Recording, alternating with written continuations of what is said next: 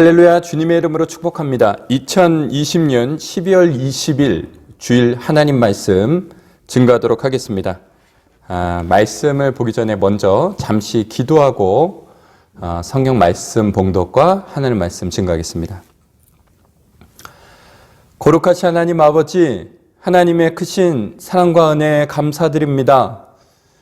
거룩하신 하나님의 진리를 또한 하나님께서 이 땅에 보내셔서 우리를 구원해 주신 예수 그리스도의 진리를 하나님 이 시간 성경을 통하여 우리가 함께 살펴보고 선포합니다.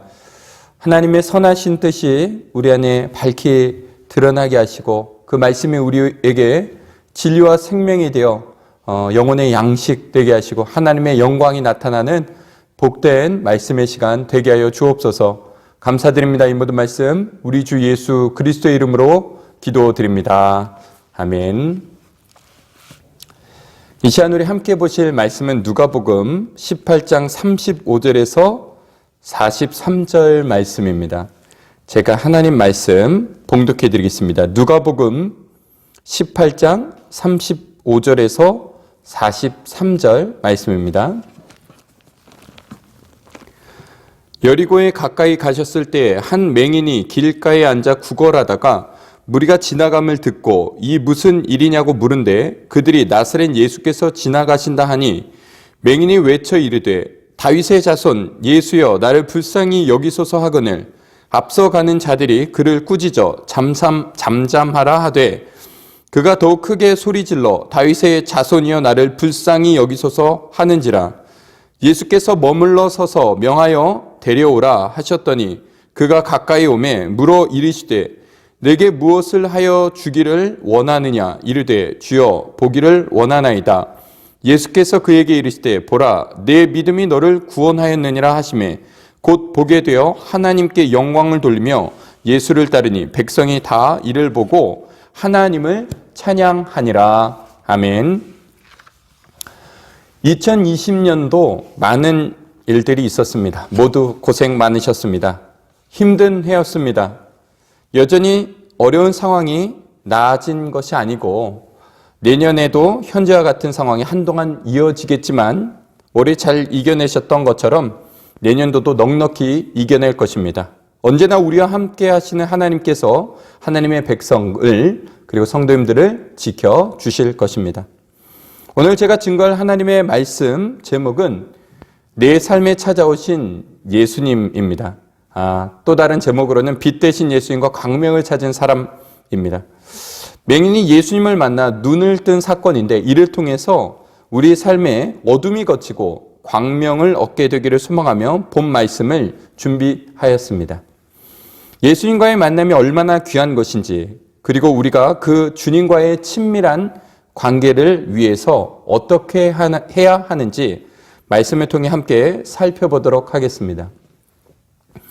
예수님과 제자들이 이스라엘의 여리고라는 지역에 가까이 가셨을 때였습니다. 그때 예수님께서 귀한 말씀도 주시고 먹을 것도 주시고 아픈 병자도 낫게 해주시고 신비한 일을 많이 행하셨기 때문에 예수님의 제자뿐 아니라 수많은 사람들이 일삼아 예수님을 따랐습니다. 그래서 무리가 함께 주님과 함께 하였다고 성경은 말합니다.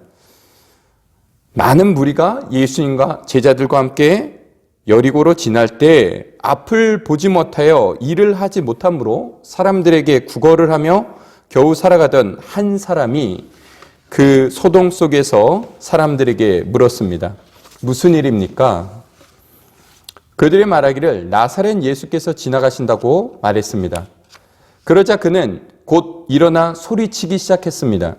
다윗의 자손 예수여 나를 불쌍히 여기소서. 크게 소리치기 시작했습니다. 그러자 무리와 앞서가던 사람들이 어떠했겠습니까?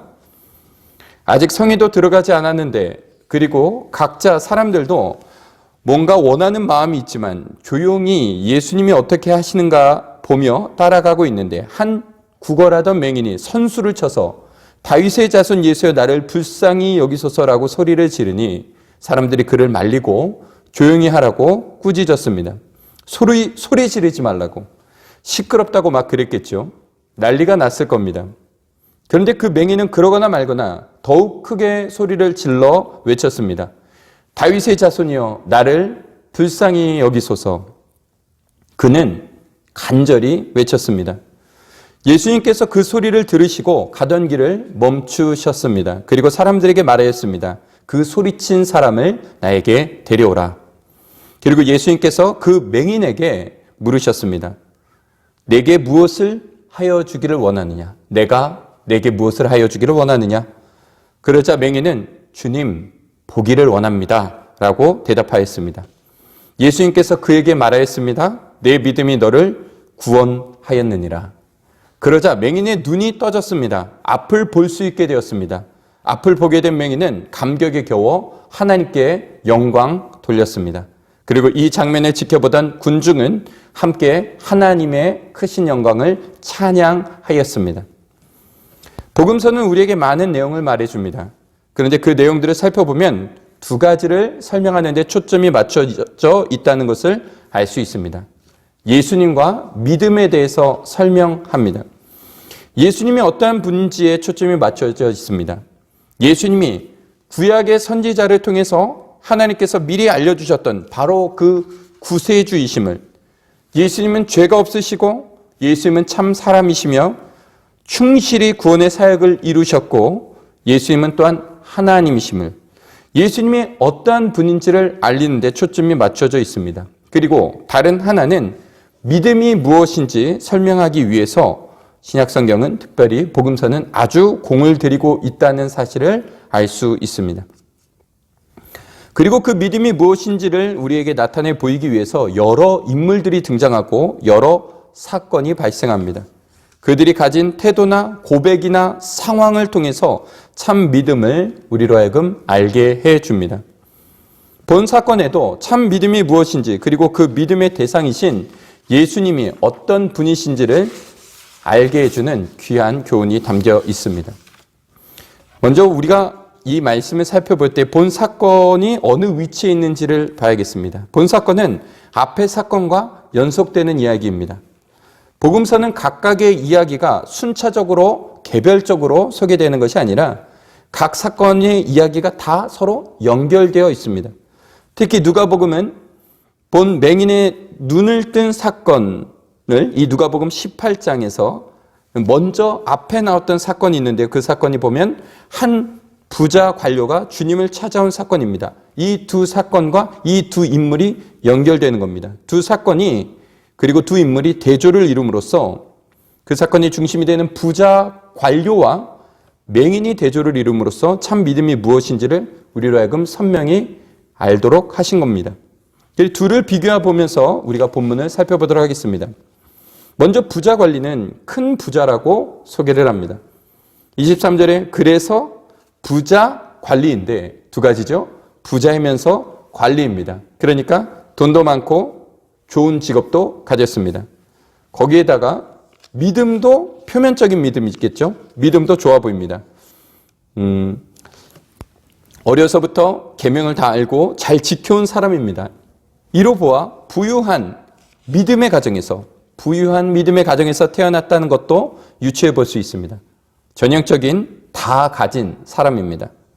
하지만 그가 예수님을 왜 찾아갔겠습니까?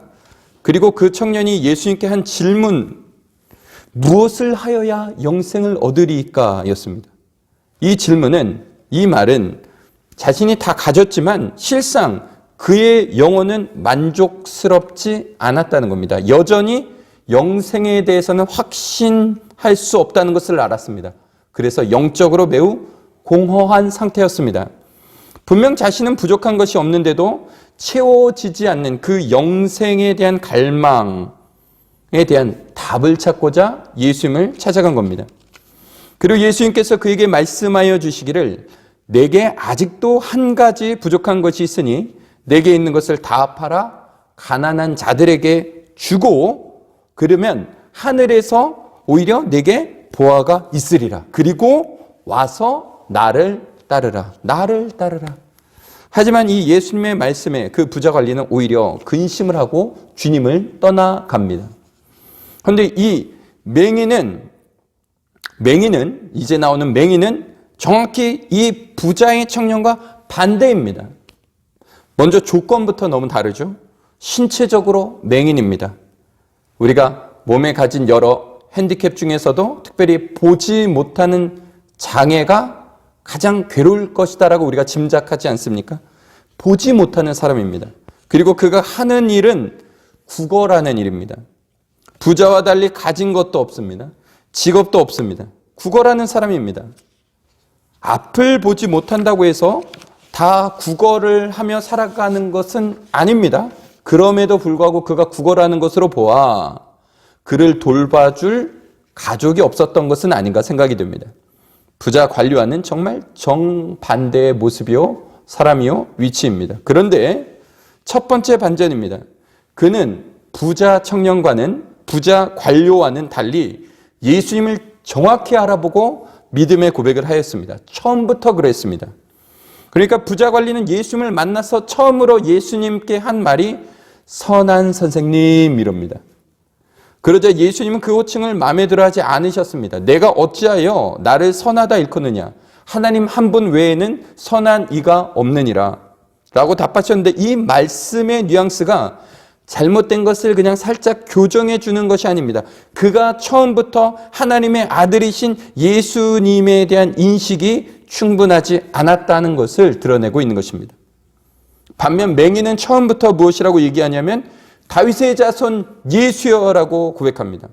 심지어 그가 앞을 보지 못했기 때문에 사람들에게 물어 지나가신 분이 누구냐라고 물었을 때 사람들은 그에게 예수님을 나사렛 예수라고 소개하였습니다. 그러면 사람들이 알려준 대로 나사렛 예수여라고 불렀어야 하는 것 아닙니까? 그런데 맹인은 다윗의 자손 예수여라고 부릅니다. 나사렛 예수여, 나사렛 예수가 다윗의 자손이라는 해석과 확신이 들어간 고백입니다. 여기서 지난 수요예배 설교에 소개하였듯이 다윗의 자손이라는 것은 범상치 않은 고백입니다. 다윗의 자손이라는 것은 왕으로서의 호칭이면서도 메시아를 의미하기도 하고, 다윗의 자손은 하나님께서 약속하신 바로 그 아들, 그 구원자를 의미하는 표현이기 때문입니다. 하나님께서 선지자들을 통하여 예언하신 범죄한 이스라엘을 그 죄의 비참으로부터 구원할 자, 그리고 참 이스라엘의 왕이라는 의미가 다윗의 자손이라는 표현이 함축하는 것입니다. 그가 이렇게 외친 그 고백이 그냥 단순히 예수님께 잘 보이려고 한 것 정도가 아니라는 것은 예수님께서 그의 믿음과 고백에 대한 평가를 통하여 우리가 분명히 알 수 있습니다. 42절에 보면 내 믿음이 너를 구원하였느니라 라고 예수님께서 말씀하십니다. 예수님은 중심을 보시는 분이시며 예수님께서는 맹인이 가진 그 믿음이 구원에 이를 만한 참된 인식, 자신 예수 구원자이신 예수 그리스도에 대한 올바른 인식이 있고 그것이 진실이고 참되다라는 것을 알고 인정하셨다는 겁니다. 그렇기 때문에 나의 눈을 뜨게 해주세요라는 고백 속에 오히려 내 믿음이 너를 구원하였다고, 너의 눈을 뜨게 하였다고가 아니라 너의 믿음이 구원하였다라고 말하고 있는 것입니다. 믿음의 가장 기초가 되는 것은 먼저 올바른 지식입니다. 그래서 너희는, 예수님께서 제자들에게 너희는 나를 누구라 하느냐, 예수님께서 제자들에게 물으셨습니다. 그게 핵심되는 질문이기 때문입니다. 그리고 믿음의 가장 기초가 되는 것이기 때문입니다. 예수님, 좋은 가르침을 주는 선한 선생님 정도로 인식하는 것으로는 구원을 얻을 수 없습니다. 예수님, 인류를 위해 희생한 훌륭한 휴머니스트 정도로 생각하면 구원을 얻을 수 없습니다. 정확한 신앙의 고백이 필요합니다. 교회사는 신약 성경의 기록에서부터, 그리고 교회사에 이어서 하이델베르그 요리문답, 웨스트민스터 신앙고백서, 니케아 신조, 이 모든 것은 우리가 믿어야 된 믿음의 대상에 대한 올바른 신앙 고백, 그 내용이 있어야 한다는 것을 우리는 늘 중시하고 있었던 겁니다. 하나님의 아들, 하나님께서 말씀하신 그분, 죄의 비참으로부터 인류를 구원할 참 왕이신 예수님, 예수님이 바로 그분이라는 믿음의 고백이 있어야 하고, 수많은 군중 속에서 참 믿음의 고백을 한 그 맹인의 외침에 주님은 발걸음을 멈춰 서신 것입니다. 그 외침을 주님은 들으시고 그를 구원하여 주신 것입니다. 엄청난 일입니다. 첫 번째, 예수님에 대한 인식, 그리고 믿음의 고백, 그 내용 자체가 다릅니다. 그리고 둘의 또 다른 차이는 무엇입니까? 마음의 자세가 다릅니다. 부자 관료의 질문이 무엇이었습니까? 내가 무엇을 하여야 영생을 얻으리이까입니다. 이 질문의 문제점이 보이십니까? 내가 무엇을 하여야 영생을 얻으리까? 라는 질문은 자신이 모르는 것에 대해서 겸손히 주님께 묻는 것으로 보일 수 있습니다. 하지만 실상은 참으로 무지하고 교만한 질문입니다.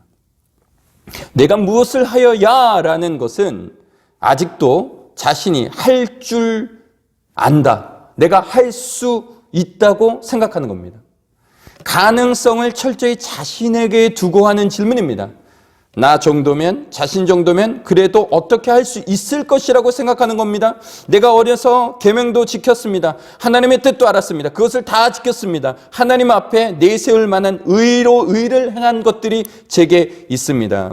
라고 생각하는 겁니다. 그런데 아주 조금 부족한 것 같은데 무엇을 조금 더 하면 될 것 같은데 그 무엇을 더 해야 할지를 모르니 예수님께서 선한 선생님께서 내게 알려주시면 내가 스스로 해결하겠습니다.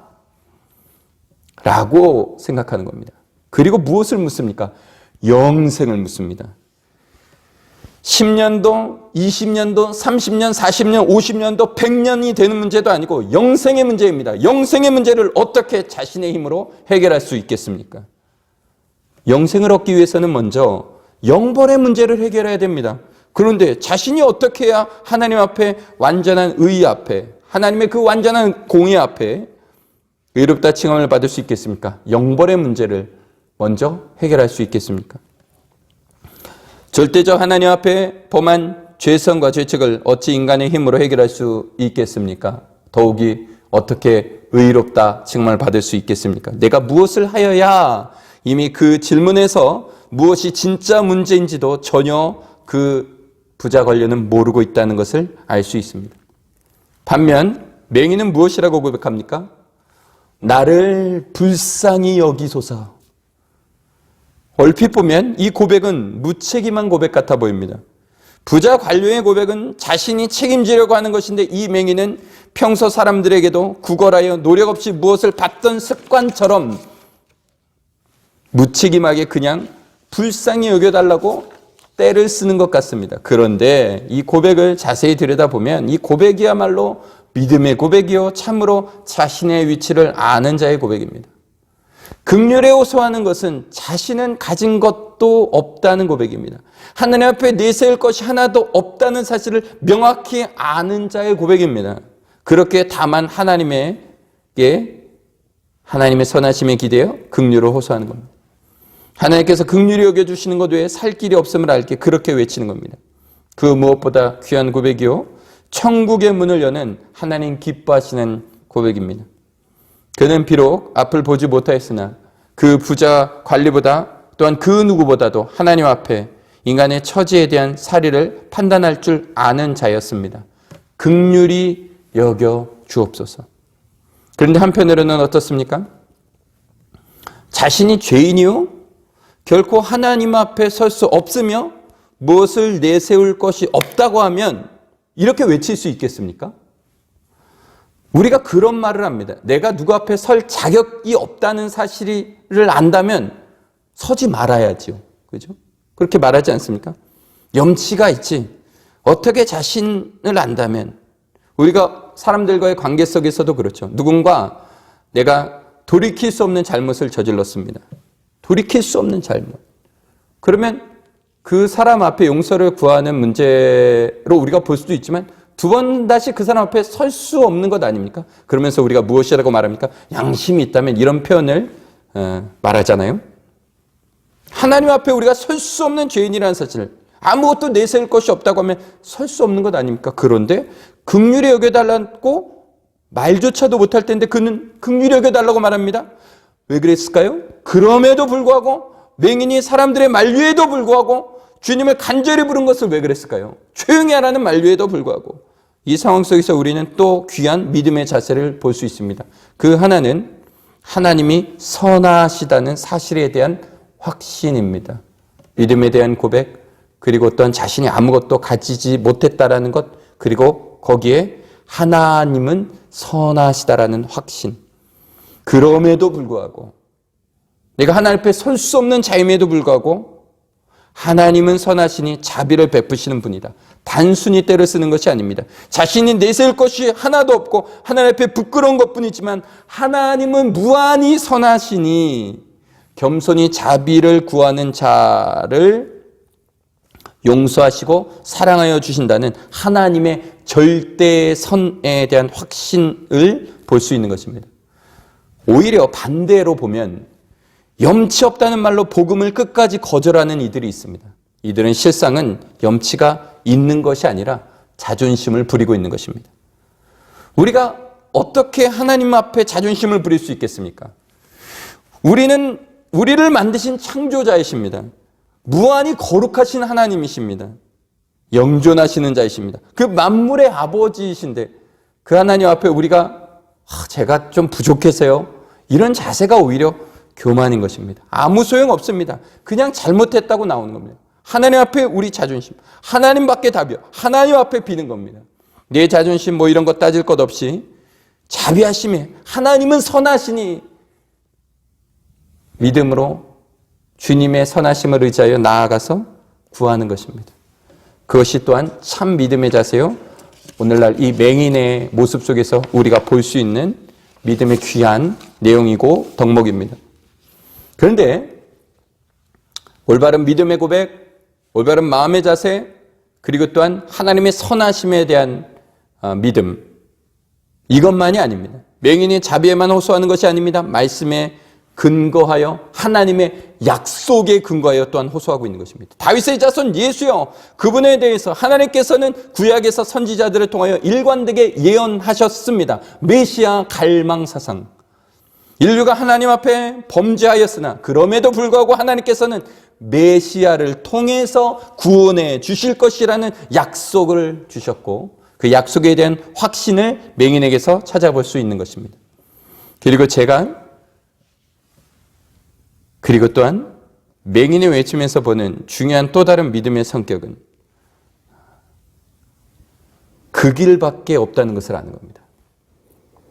지금 그가 눈으로 볼 수는 없지만 가까운 거리에 지나가고 계신 바로 그 예수님만이 자신을 구원할 분이라는 그 확신, 그리고 바로 지금 이 기회가 아니면 이러한 주님을, 예수님을 다시 만날 기회가 없을 것이라는 그 절박함.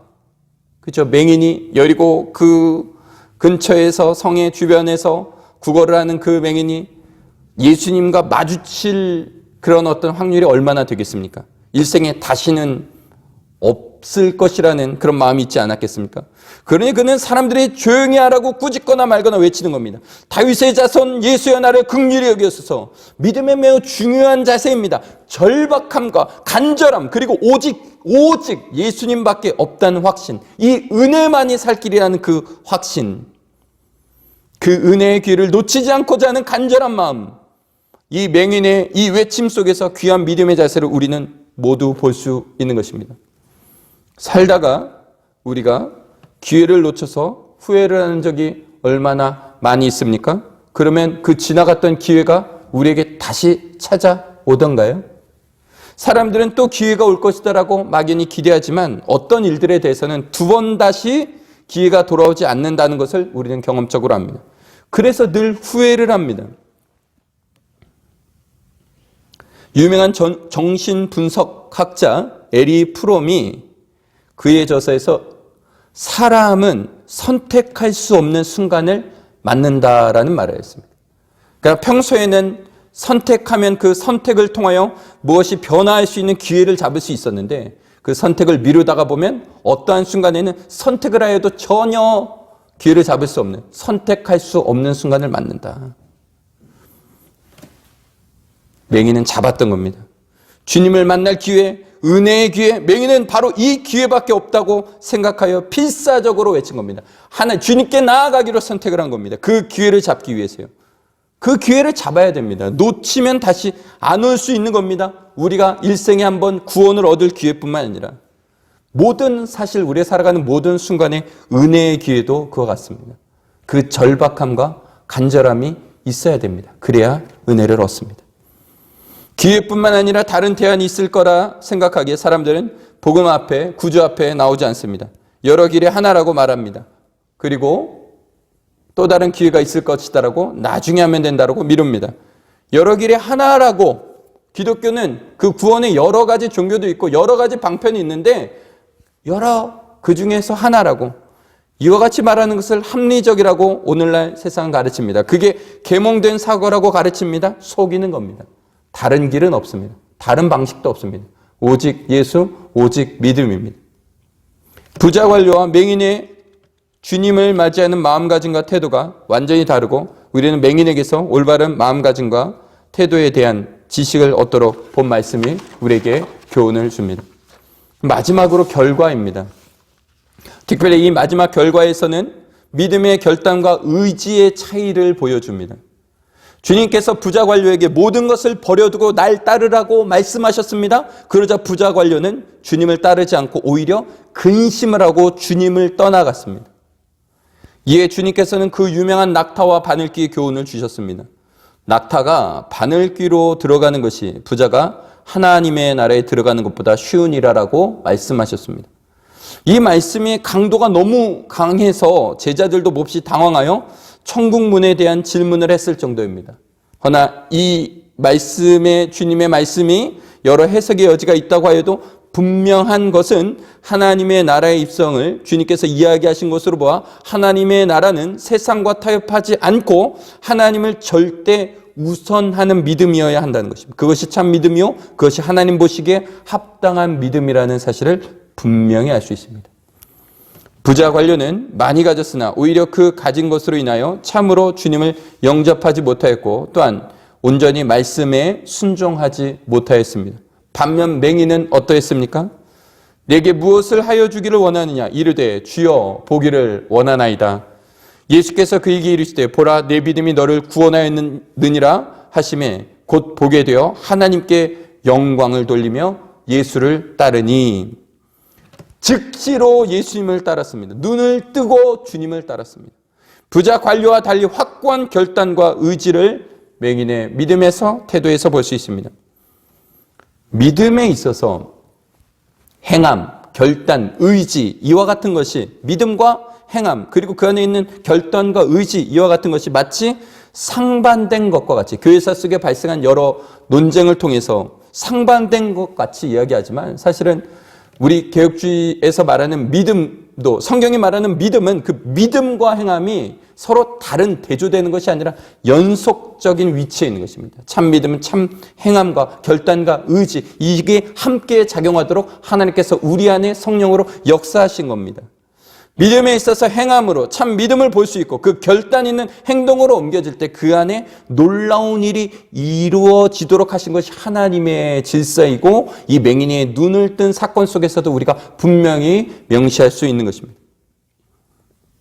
혹 사람들은 오해를 합니다. 부자니까 그리고 관료니까 쉽게 못 떠나지.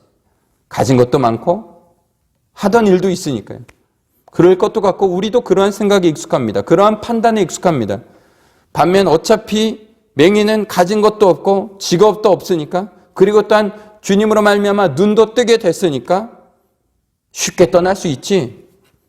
그럴 것 같습니다. 그런데 이러한 생각과 관점은 참 세속적인 것입니다. 참 육적인 판단 속에서 사건을 보는 것입니다. 주를 따르는 것의 가치가 영생입니다. 그러니까 이 땅에서의 갖춘 조건의 차이, 이 땅에서 갖춘 조건의 차이가 얼마나 큰들 더 쉽고 더 어렵고 하는 차이가 있다고 볼 수 없는 것입니다. 이는 가령 100원을 가진 사람이 있고 10,000원을 가진 사람이 있습니다. 그 둘에게 1,000억을 얻기 위한 길로 나아가라고 합니다. 그러면 그 두 사람이 기존에 가진 것이 무슨 의미가 있겠습니까? 1,000억도 좋은데 난 10,000원이 아까워서 못 따르겠다고 하겠습니까? 난 100원밖에 없으니 쉽게 따를 수 있다고 말하겠습니까? 희생하고자 하는 양과 결과의 차이가 무한대이면 우리 수준의 상대적 차이는 무의미할 뿐입니다. 주님의 가치를 알아보느냐 알아보지 못하느냐의 차이요. 맹인은 주님이 참 구세주시오 주 안에 영생이 있음을 믿음으로 본 것이요. 부자관료는 보지 못한 것입니다. 눈을 뜨게 하셨습니다. 이는 곧 시작을 의미합니다. 눈을 뜨게 했으니 맹인이 눈을 이제 내가 무엇을 하여 주기를 원하느냐 보기를 원합니다. 눈을 떠서 보입니다. 그러면 용무를 마친 것 아닙니까? 주님을 만날 어떤 이제 더 이상 용무가 없는 거죠. 소원이 성취되었으니까요. 그런데 오히려 눈을 뜨고 주님을 보며 주님을 따르는 새 제자의 삶을 살아갑니다. 이게 구원입니다. 눈을 뜨게 하신 것은 주님을 간절히 믿으면 눈먼 봉사도 눈을 뜨게 하시고 어떤 병도 고치게 하시고 성 형통하게 하시고 하는 것을 말하는 것이 본문의 요지가 아닙니다. 이를 통해서 주님께서 선지자들의 예언을 실현하는 참 구세주시며 또한 생명을 주시는 하나님이심을 나타내신 것입니다. 그리고 구원의 삶이 완전히 새로운 눈으로 세상을 살아가게 되는 것이요. 어둠이 밝혀지고 빛 대신 주님과 주님의 진리를 볼 수 있고 그 진리를 따라 그 빛 대신 주님과 함께 살아가게 되는 새 인생에 대해서 말하고 있는 것입니다.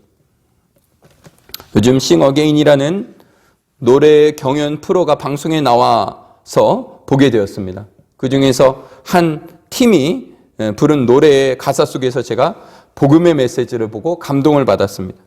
노래 제목은 일상으로의 초대라는 곡이었습니다.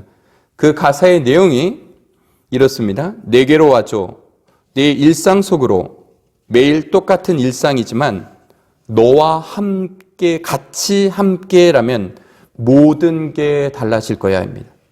그 두 가수가 이 부분을 화음에 맞춰 반복해서 막 호소력으로 모든 게 달라질 거야 라고 부르는데 감동이 되었습니다.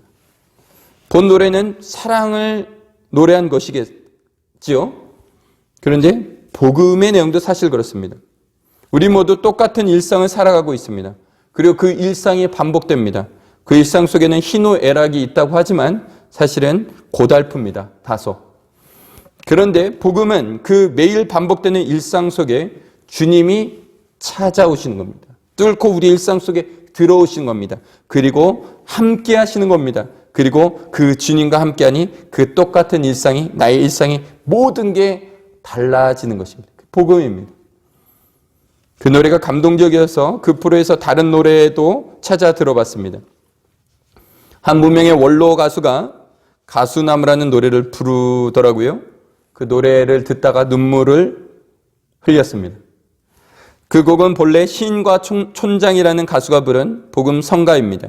하나님 앞에 참회의 심정을 담은 곡입니다. 노래를 작사 작곡한 하덕규 씨는 지금 침례교회 목사님입니다. 그 가시나무 노래 가사가 그렇죠. 내 속엔 내가 너무 많아 당신의 쉴 곳이 없네. 내 속엔 헛된 바람들로 당신의 편할 곳이 없네. 내 속엔 내가 어쩔 수 없는 어둠 당신의 쉴 자리를 뺏고 내 속엔 내가 이길 수 없는 슬픔 무성한 가시나무 숲 같네. 이렇게 흘러가는 가사를 담고 있는데 이게 그냥 한없이 내면이 어둡고 자존감이 낮은 사람의 고백이 아니라 죄인으로서의 자신의 심정을 깊이 돌아보게 된 복음 앞에 선 진실한 자연인의 고백입니다. 가사 중에 내가 어쩔 수 없는 어둠 이 문제로 오늘 본문에 등장한 맹인이 얼마나 고뇌하였고 절규하였겠습니까?